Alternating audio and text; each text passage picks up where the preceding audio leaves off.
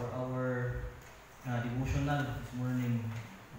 Itong pagsugod sa itong panimbahon, nindot din kayo na magsugod dito sa atong devotional. So, sa itong pagpadayon, let us open our Bible in the book of John, chapter 16, verse 33. John chapter 13, verse 33. Akong basahon sa New Living Translation. John chapter 16, verse 33. I have told you all this so that you may have peace in me. Here on earth you will have many trials and sorrows, but take heart, because I have overcome the world. Let us pray. Father God, thank you Lord for your goodness sa mga karong buntag. Thank you Lord for your faithfulness nga imong kita ko karon for our Sunday worship service. And salamat po Ginoo sa imong pulong nga imong ipaabot sa mga karon found in John 16:33. Lord, we pray nga padayon kang panalangin sa mga pinaagi sa hatag yung aning mensahe, tagayin yung kaalam, pagkibalo ng lalit mo nga amo ni masabtan, ma-encourage niya yung mga message ni mo Lord sa mga nga buntag. Also we pray in Jesus' mighty name. Amen. So, atong text atong gibasa kayo sa John 16:33. Same gyud atong emphasis this morning, yes, life struggles. So, sa atong gibasa kayo nga text, si Jesus nag-provide siya og kanang profound insight sa atong human experience diri sa kalibutan. Ingon siya, in this world you will have trouble, but take heart, I have overcome the world.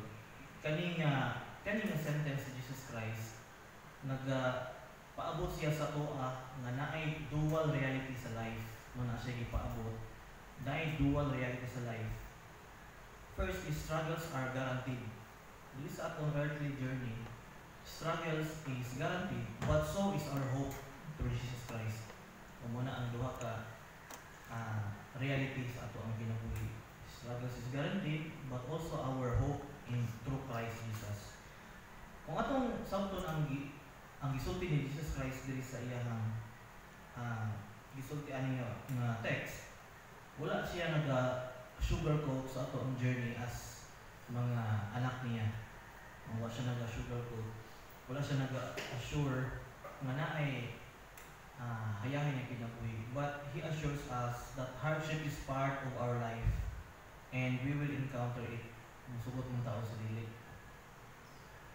Kita mga tao nagkalayo-layo atong ginatubangan ng mga battles no, na unique na mga battles. Sahay ang uban illness, nag-struggle sila sa ilang illness, financial stress, relational struggles sa mga relatives or family, or emotional na turmoil. Sa mga naagihan ng mga struggles sa mga Christians dito sa kalibutan. Tuod ka naapoy nag-approach sa ako ang classmate ko na ako siya sa Davao. Isa siya sa facilitator aning trauma healing. Siguro sunod ng mga bulan medyo busy pa tapos sa mga coming months. But ako po di-propose sa church niya mag-conduct og seminar na trauma healing na seminar. So, tanan mo appeal na sila free nga Capital Bible in partnership with CSM. So, puhon ato nang i-open kung okay si church. So, balik ta sa ato ang message. It is important nga atong ma-realize nga kanilang mga challenges do not come as a surprise to God. Expected na kainin niya. He knows our struggles intimately kay siya man mismo naka-experience ani nga mga struggles sa kinabuhi. Usa na ang kanang mental and emotional mga struggles. Gani ang iyang nabatik katong sa Garden of Gethsemane nga nangbilak sa dugo. Ano sa iyang dibatik nga kanang emotional and mental nga struggles. grabe ang tao siguro imposible sa iya ba kung makahila og dugo, pero si Jesus Christ tungod sa kabukaton nga iyang gidala ani ang iyang kay tungod kay fully man si God as si Jesus Christ, iya gyud na ma-experience dili siya exempted ang mga emotions. So muna nga makaingon ta nga maka-relate siya sa ato intimately anak ng mga pagsulay sa kinabuhi. No, naging part na siya sa ato ang sa greater plan ni Lord para sa ato.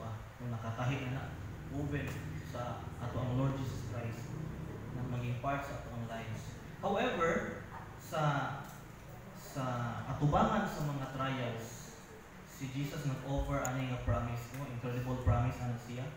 In me you may have peace. In me you may have peace. Ano siya? Kanang maka atubang kong mga trials and sorrows, but in me you may find peace. Kani nga peace,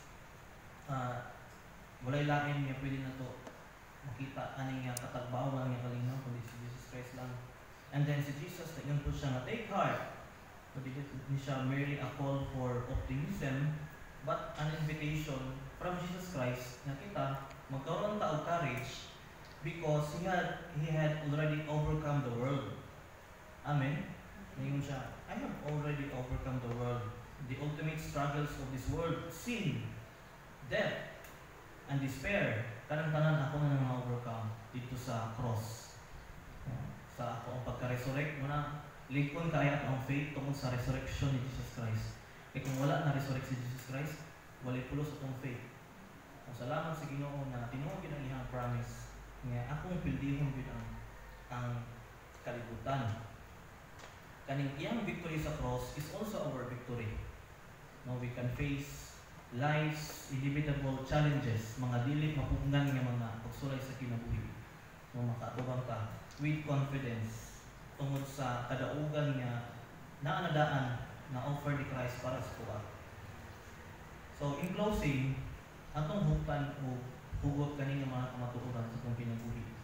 No, as struggles come sa atong mga sa tagsa ng mga kinabuhi. Remember that they are part of our earthly journey. Part yun na siya.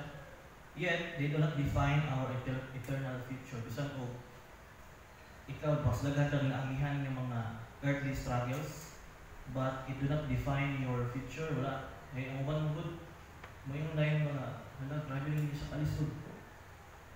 Siguro, gitong mo na siya sa Ginoo. Dahil nangyayari ng mga statement ba, pero part na sa iyang journey as a Christian, no? Part na i-allow ni God ng mga struggles in order for him to develop, siguro ma-develop ang iyang anger nga management, ang iyang faith, no? Mas mulalong pa yun, mas mugot pa yung faith ng God. So, who are we to judge? Ang ato lang masulti is ato siyang tabangan to strengthen, to comfort ang kanang igsoon nato. So, kung sa panang giagyanin mo karon, nasa define your future. Okay, in Christ, you are already assured. No? Luwas na daan ka. So, I pray that may we take heart knowing that Jesus have already overcome the world. Ang kaning kamatuoran, may it be our source of strength and peace sa tanan ng mga trials na atong matubanan. Ako, nagkakamadyo ko atubang mo na trials. Compare sa inyo mas daghan na mo ng mga nalabyan ng mga pagsulay. And it is kanang proven na yun. God is always faithful sa past, sa present, and sa future. And ako kanang ma-encourage ko sa mga leaders sa church, kanang mga elders sa church, mga gapadayon, active permission activities. Kami ng mga young people ma-encourage yun kanang ma-inspire ba nga. Grabe ang kanang inahang faith ng God sa kabisi. No?